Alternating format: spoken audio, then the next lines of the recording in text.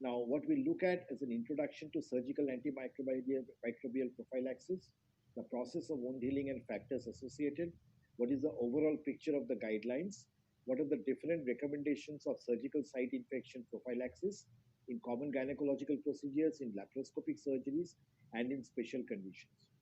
We would also look at some recent evidences on cephalosporins, and then we will conclude. Now, surgical site infections are a major cause of morbidity and mortality.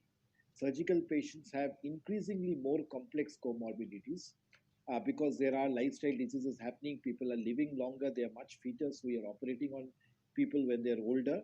And the second problem is that there is an emergence of antimicrobial resistant pathogens. And I think the healthcare profession is partly responsible for the emergence of antimicrobial resistant pathogens because when we are looking at an individual patient point of view, we would like to be completely safe and give the highest possible antibiotic. But in the long run and for the entire community in general, that might not be such a great idea. Um, so what happens is this surgical site infections increase the cost and the challenge of treating the patient, and also these resistant pathogens and the comorbidities increase the cost of treating SSIs. SSIs represent around 15% of all nosocomial infections and are associated with prolonged hospitalization time and increased antibiotic usage. So, which means, contrary to popular belief, the longer we use antibiotics, more would be the surgical site infections and not less. A wide range of factors need to be addressed by physicians when aiming to prevent surgical site infections, and rational use of antibiotics play an important role in surgical site infection prophylaxis. Now, according to WHO 2016 global guidelines, surgical site infection is defined as a post surgical infection at the incision site. Superficial infections involve the skin only, and the most serious ones are subcutaneous or involve organs or implanted material. Also, SSIs cover an infection which occurs within 30 days post operation involving the skin and subcutaneous tissue and or deep soft tissue and or any part of the anatomy. What is a standard antibiotic prophylaxis? It is defined as prevention of infectious complications by administering an effective antimicrobial agent prior to the surgery. And what is defined as a surgical procedure? It's an operation where at least one incision is made through the skin or mucous membrane, or reoperation via an incision that was left open during a prior operative procedure and takes place in an operating room. Surgical wounds, if we go back to our MBBS days and as when we studied surgery, are created when an incision is made and then closed in the operating room either by a suture, staple, adhesive tape, or glue. And surgical wounds can be classified into clean, contaminated, and dirty or infected. A clean one is an incision where no inflammation is encountered without a break in sterile technique and not entering the respiratory, the genitourinary, or the alimentary tract. A clean contaminated one is an incision which is through the respiratory elementary of the genitourinary tract, but under controlled conditions and no contamination is encountered. So when we do elective surgeries, be it a cesarean section, be it an abdominal hysterectomy, be it a laparoscopic hysterectomy, be it a vaginal hysterectomy, we are either dealing with a clean or a clean contaminated. A contaminated wound is one when there is a major break in sterile technique or gross spillage from the GI tract, or an incision in which an acute non-purulent inflammation is encountered, and traumatic wounds more than 12 to 24 hours. In our parlance, this will be operating on pelvic abscesses, it will be operating when there is a bowel injury, etc. And dirty or infected incision is during an operation in which the viscera are perforated or acute inflammation with pus, or for traumatic wounds where treatment is delayed, there is fecal contamination or devitalized tissue is present. So, whenever there is an bowel injury with a lot of fecal contamination, or it's a re exploration, that is a dirty or an infected. So, what are the patient risk factors for getting surgical site infections? One of them, very important, is perioperative hyperglycemia. If the perioperative serum glucose is greater than or equal to 180 to 200, then the risk of SSIs go up. So we need to aim to keep the perioperative sugars below 180 or preferably below 160. Smoking increases the risk of surgical site infections, so does obesity, poor nutritional status. If the depth of the subcutaneous tissue is more than 3 centimeters, the chances of a subcutaneous infection or a subcutaneous seroma is higher. If there is a coexistent infection at a remote body site, and most commonly, if a patient has got a dermatitis somewhere else, or an urinary tract infection, or a urosepsis that can actually either flare up or that can even uh, migrate and cause a surgical site infections. Whenever there are vaginal colonization with microorganisms like Dubis strep infection or a bacterial vaginosis, also, it depends on the patient's physical status. You can go by the American Society or the ASA categorization of the patients.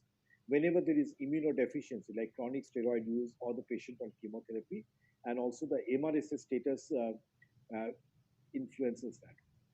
Now, these are the SSI rates in 6 cities of India, and this is what we are between 2005 to 2011, and we are comparing it to INICC data and the CDC data. The CDC data is essentially the American data. The INICC data is mainly international data. And if we see that essentially, let's look at, say, a breast surgery or a vaginal hysterectomy.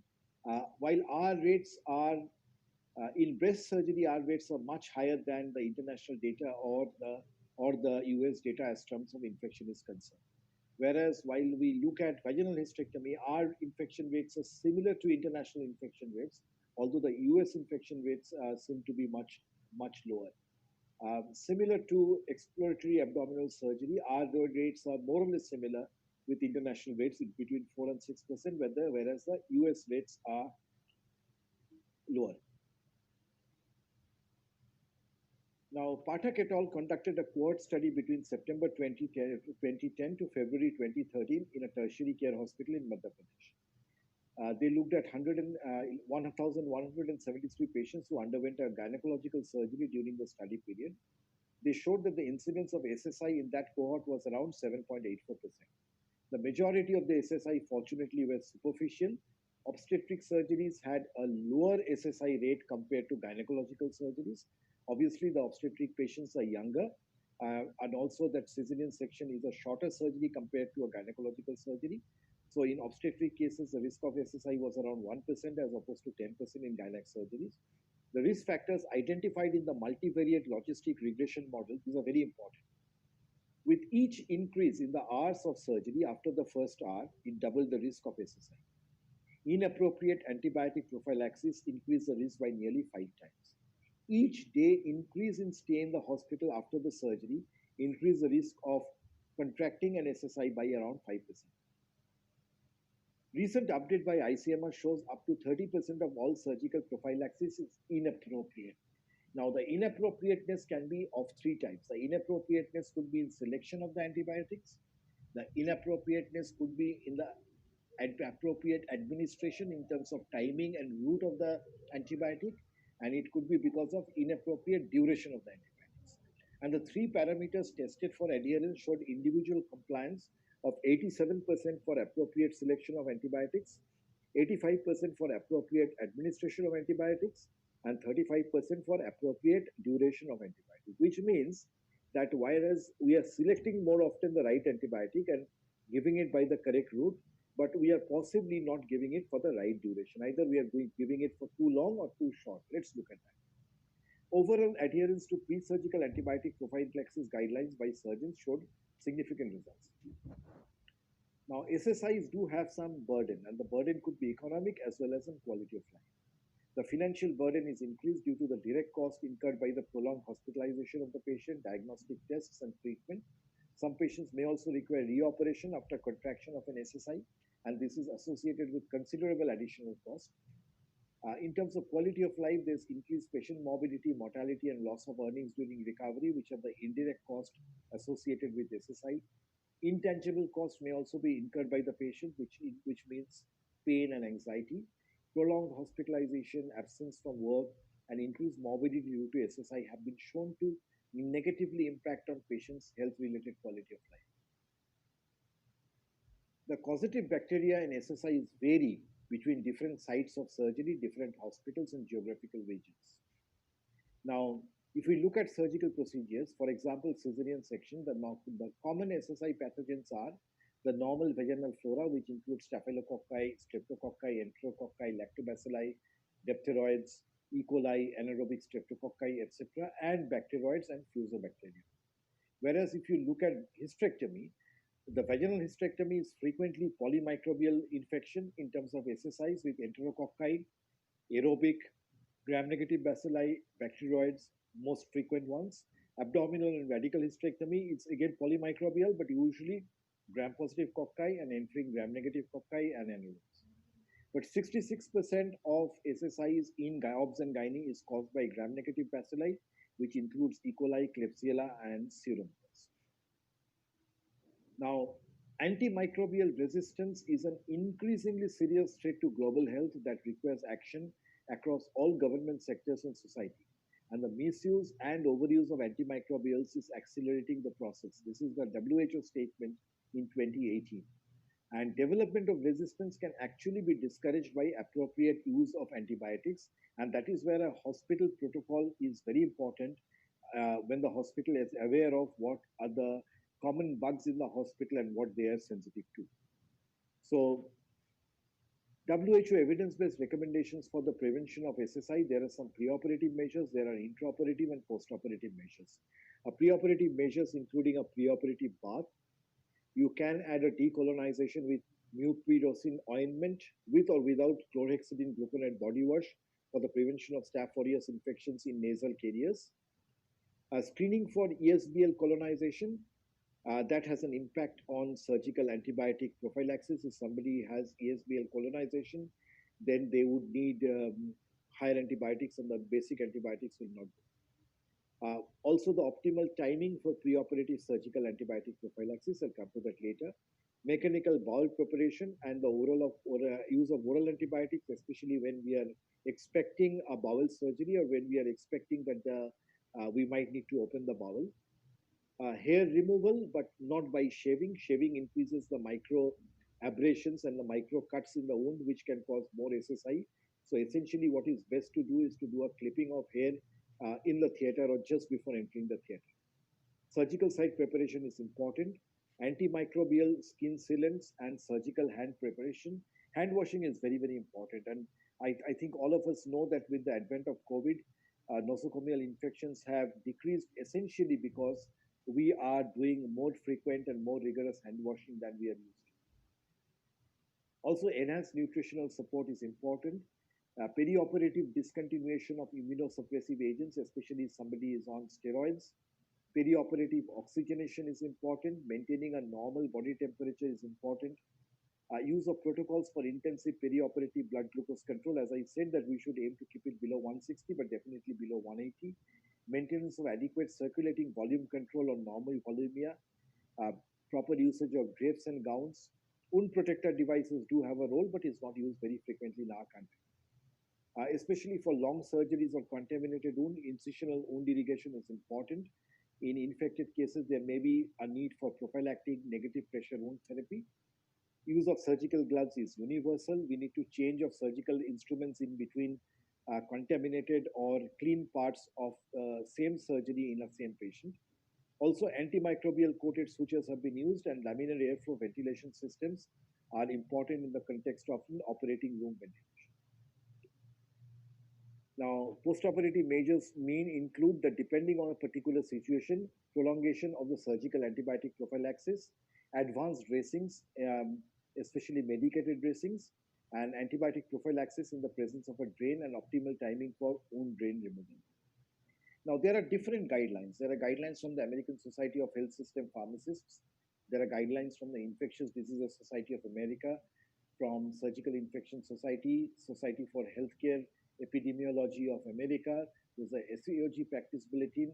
There's a Stanford Guide to Antimicrobial Therapy of 2018. And there's also guideline from the SOGC, which is the Canadian Society in 2012. WHO came out with global guidelines in 2016. The importance of WHO global guideline is that this is not country specific, so it looks after it caters to multiple economic, socioeconomic grades of nations. The SEOG recommendations 2018 include perform preoperative surgical site skin preparation with an alcohol-based agent unless that is contraindicated, and the best one to use is chlorhexidine alcohol. Now, skin antiseptics, you use a povidone iodine scrub for abdominal preparation for 5 minutes. You can consider a vaginal cleansing, especially when you are thinking of the vagina will be communicating with the womb, that is in cesarean section or in vaginal hysterectomy or in abdominal hysterectomy. Vaginal cleansing with either 4% chlorhexidine gluconate or povidone iodine. You can also use a 4% chlorhexidine gluconate soap containing 4% alcohol as an alternative to iodine-based preparations when a patient has iodine allergy. Now, this is the most important issue. The antimicrobial prophylaxis should be initiated within 1 hour before a procedure begins. In obese patients, we should use a weight-based dosage according to the drug's dosage recommendation. In lengthy procedures, we should use additional intraoperative doses of an antibiotic. At what intervals? The interval should be 2 times the half-life of the drug measured from the initiation of the preoperative dosage, which means that if a drug, we are using an antibiotic which has got a half-life of 2 hours, and assuming that we give uh,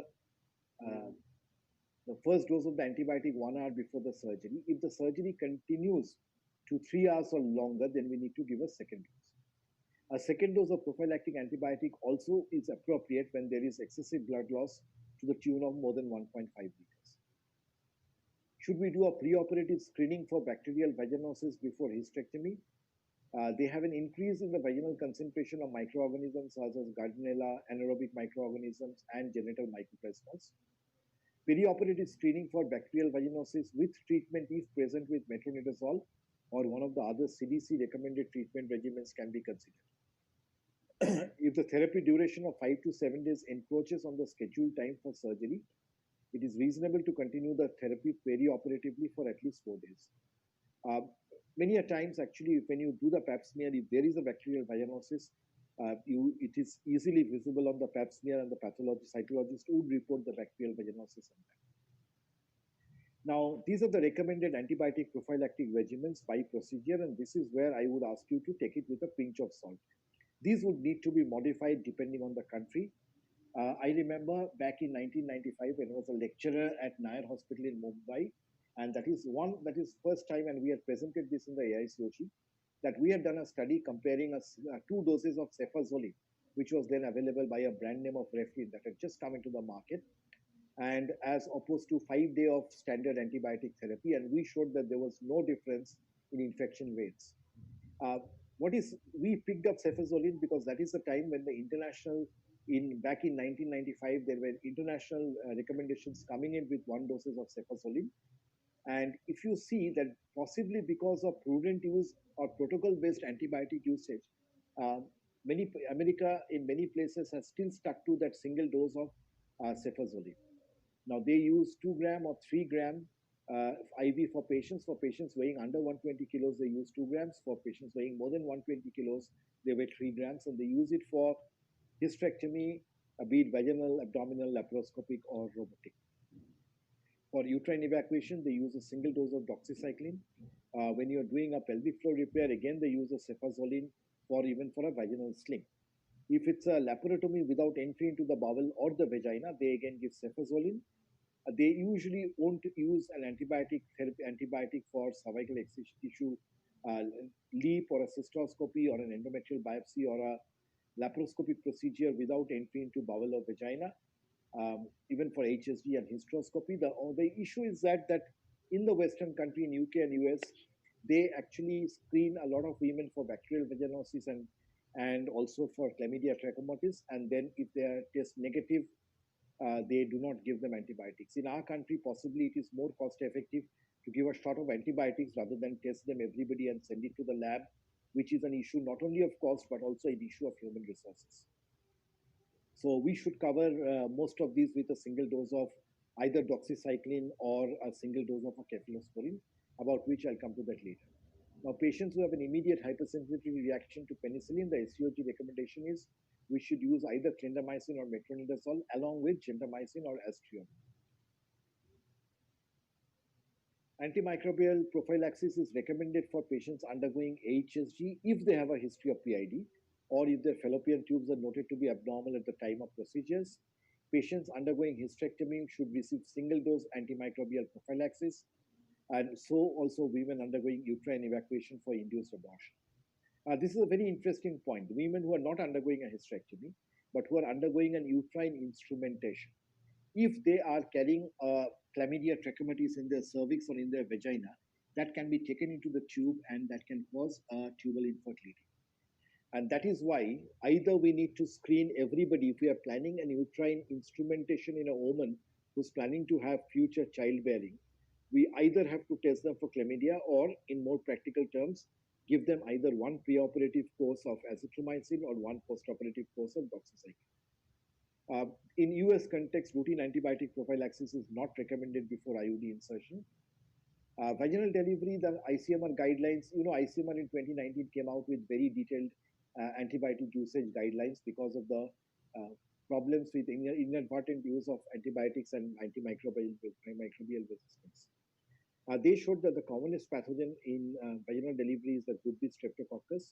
And for GBS prophylaxis in women who do not know their GBS status, should be done if there is preterm labor, if there is a prolonged rupture of membrane of more than 18 hours, if there is fever during labor or chorioamnionitis, if the history of the previous baby with a GBS infection, if there is bladder or kidney infection due to GBS. And the preferred one is ampicillin, and the alternate one is cefazolin. And if somebody is allergic to penicillin, then give them vancomycin.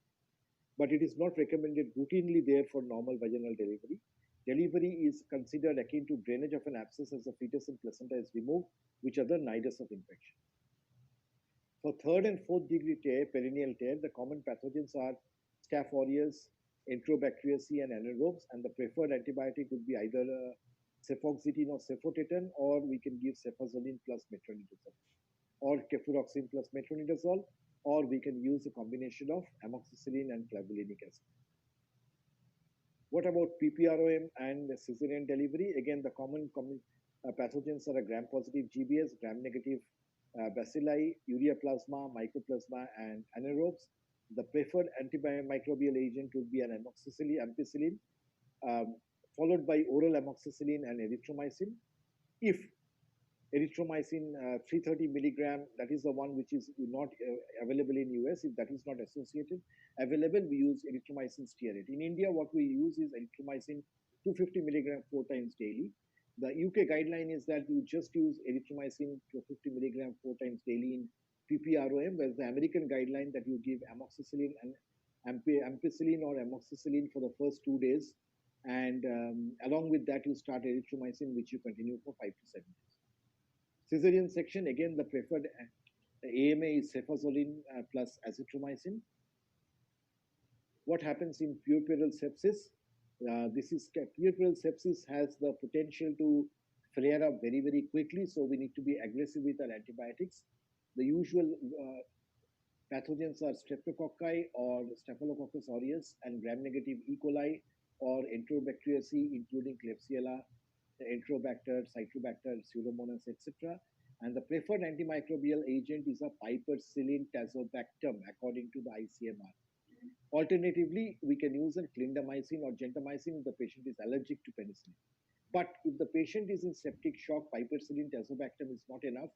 We should consider imipenem or meropenem with or without amikacin plus vancomycin to cover MRSA, because at septic shock, your margin of safety is very, very low. You do not have much time. If the patient doesn't respond within 24 hours, there is a chance that the patient will deteriorate very, very rapidly. We've looked at the SCOG guidelines on hysterectomy, and these are the ICMR guidelines on hysterectomy. The preferred AMA is cefazolin, and the alternate one is cefuroxime with or without metronidazole. Metronidazole essentially because it covers anaerobes and it covers uh, bacterial vaginosis. If the patient is allergic to cephalosporin, then you use clindamycin and gentamicin. In abdominal hysterectomy and laparoscopic hysterectomy, the vagina is opened at the end of the procedure and exposure to vaginal flora is brief. In vaginal hysterectomy, comparatively, there is greater colonization of the surgical site. So in vaginal hysterectomy, it is mandatory that we should add metronidazole 500 milligram IV. If bacterial vaginosis is suspected, then we can give oral metronidazole 500 BD for 7 days, beginning 4 days pre-operative.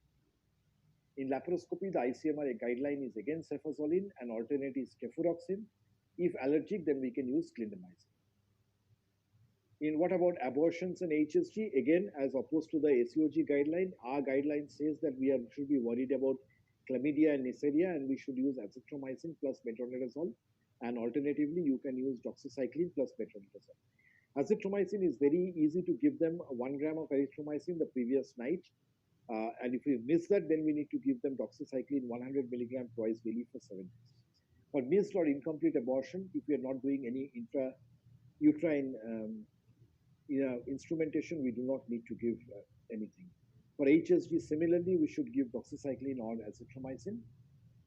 Now, although cefazolin, the first generation cephalosporin, is used or recommended very, very strongly in the Western world, our experience with first generation antibiotics haven't been great in terms of in the current scenario because antibiotic resistance seems to be very high. At the present moment, if we look at our hospital, we tend to be moving in between two antibiotics. One is cefuroxime on one hand, and one is um, clavulanic acid and amoxicillin.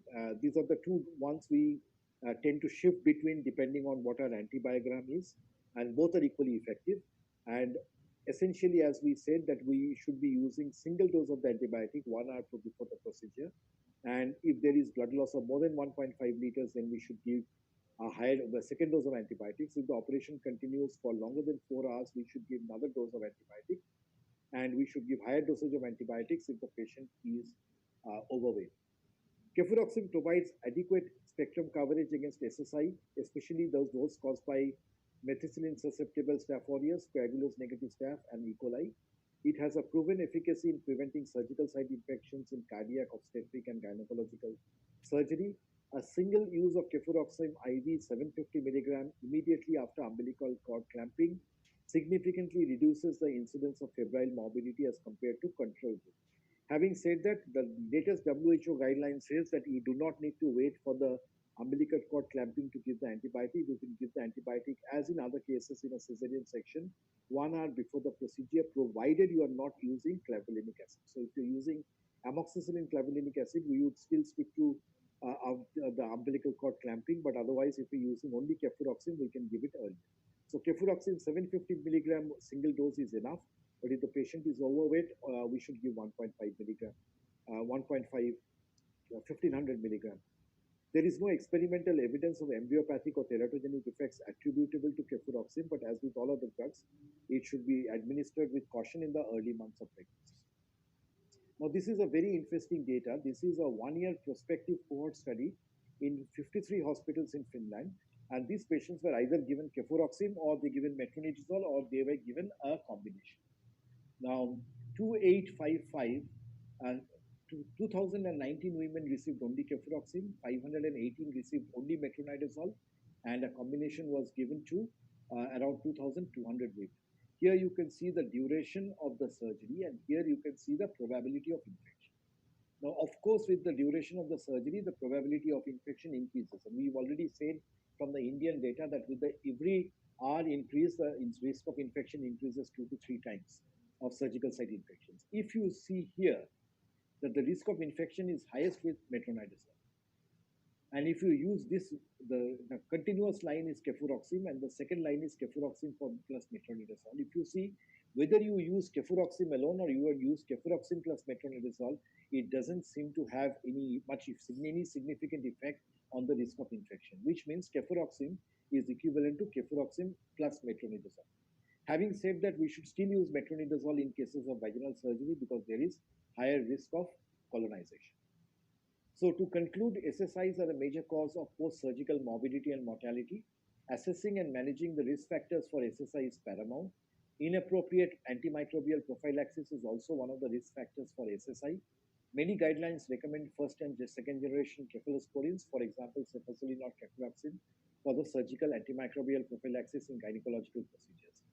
Single dose within 1 hour of the start of procedure is enough in most patients and procedures, and perioperative screening with bacterial vaginosis can be considered. And please remember the important take-home messages: the longer you use antibiotics, higher is the rate of SSI. The longer the surgery lasts, higher is the risk of SSI. The risk of SSI is higher with increased hospital stay and increased blood.